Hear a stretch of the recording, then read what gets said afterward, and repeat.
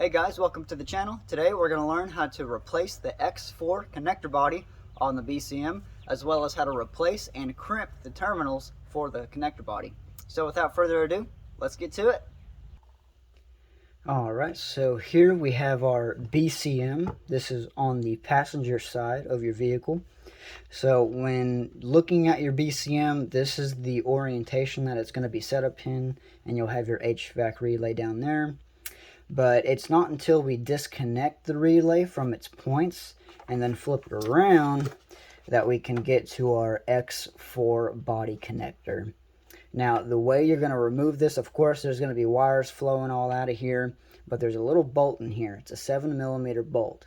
Now, once you undo that, then you can take it and disconnect it from your body control module. And since I have this out of my vehicle, I'm just going to set that to the side for now. So this is what we're after here. Now there's a little case up here, and then you have the actual connector, and then here's the bolt for it. So just kind of give y'all a nice view of what this looks like. This is what we're going to be replacing on my vehicle today. Alright, so first and foremost, as you can see, it's got these little red things right here, and of course it's got like this little cap on it. So first thing we'll need to do is remove the cap. So you can use whatever you want.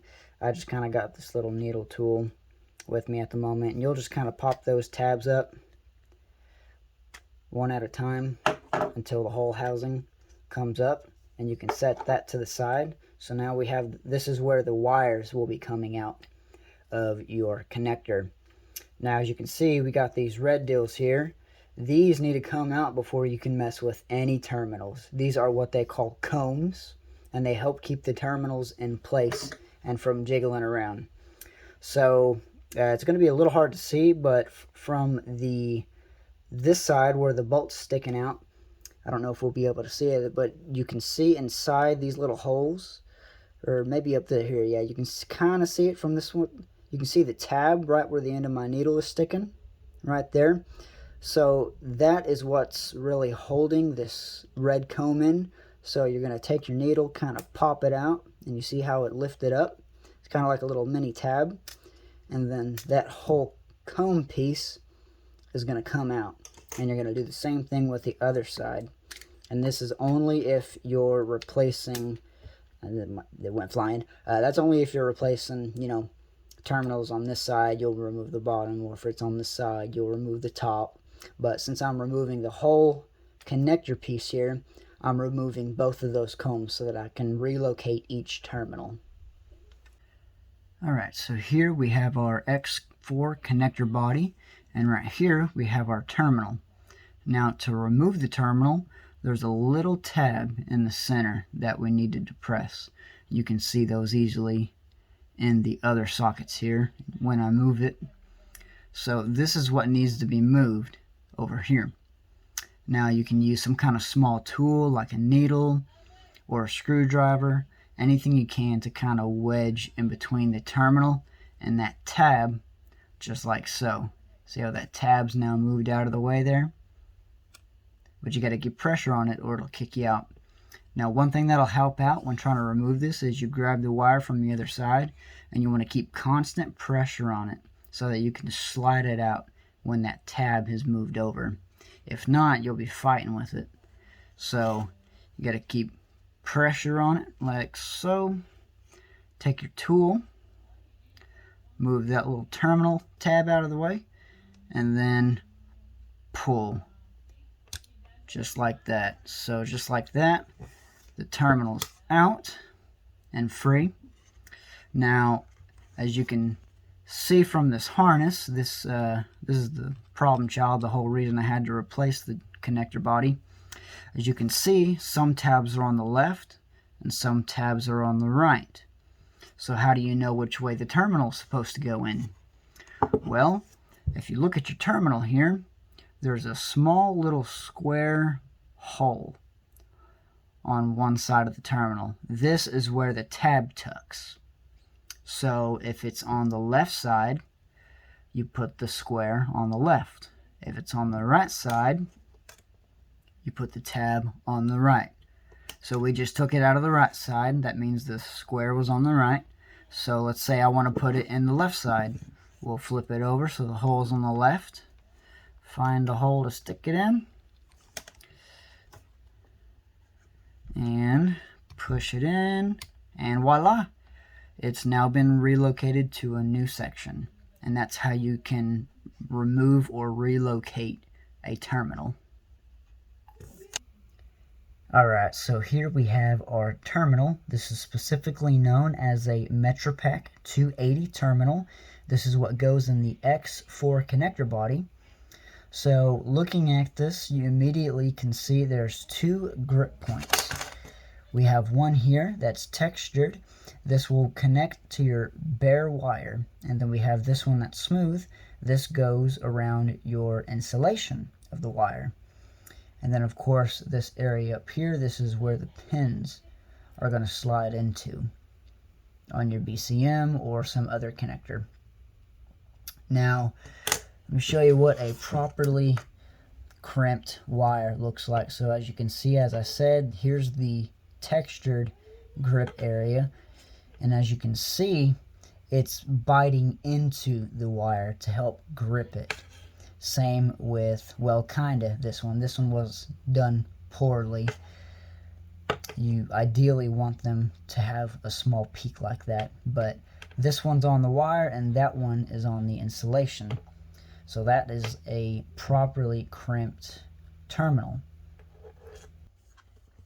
Alright, so when it comes to stripping the insulation, a good rule of thumb to adhere to is to strip about 1/8 of an inch from the wire. But something else that you can do is you can take your terminal here, you can line your wire up a little bit past where the bare wire is supposed to be crimped, like so, and then in this little gap here you can crimp right in there, and that'll give you about 1/8 of an inch space. So let's go ahead and do that. So we're crimping to about right there. I'm going to grab my crimper here, crimp about yay much, maybe a little tad more right there. And as you can see, it kind of fanned out a little bit. Now, you're not supposed to twist these at all. You want to keep the wire straight. You don't want to twist them. So if it does happen to fan out, you can lightly twist it, just very lightly twist it till it's straight. And then check your size there, or check your lengths. All right, so right there. So that is just about perfect for stripping the insulation there. So now we can go on to crimping it. Alright, so here we're going to be crimping our wire. So I generally like to crimp the bare wire first and then the insulation. So you'll line it up here and you'll grab your crimper. As you can see, there's different numbers, as well as the holes for the crimper are kind of shaped different. Like some have a peak and some are just rounded, like so. So the peaked sides, the sides that aren't round, like this one here, this is where the open area of your crimp is going to go. That way, whenever it crimps it down, it bites down onto that wire.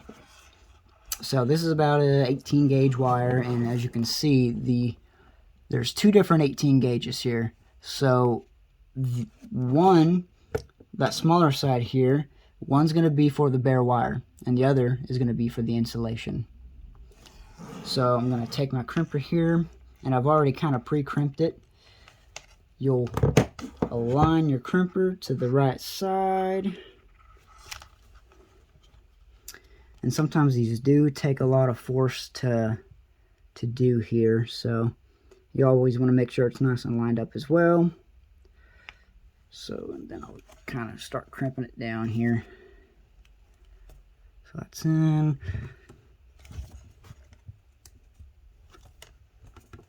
Alright, just like so. And that should be crimped there. So I missed my bare wire, but that's okay. It's for educational purposes only. And then after that, you'll crimp the insulation. But as you can see how it kind of peaks down and it grabs the insulation right there? That is the purpose of those peaks there.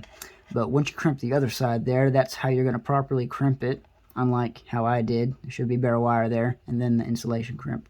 But other than that, that's how you'll crimp that. All right, now that we've replaced our terminal and our connector body, all we got to do is replace our combs, put on the cap, and then reinsert it onto our BCM. Don't forget to bolt on your 7mm connection. Once you've done that, make sure everything's testing out all right, and make sure all your connections are solid. And other than that, you have completed replacing your connector body and your terminal. Good job. Alright, hey, I want to remind y'all that on my Google Drive I got a plethora of information involving the Kappas. That involves the Skies, the Solstice, the Opel GTs, service manuals, owner's manuals. I got all the years for those. I got community mods, TSVs, parts catalogs for the Skies and Solstices. So it's definitely cool. Don't forget to check that out. And I hope to see y'all next time. Until then.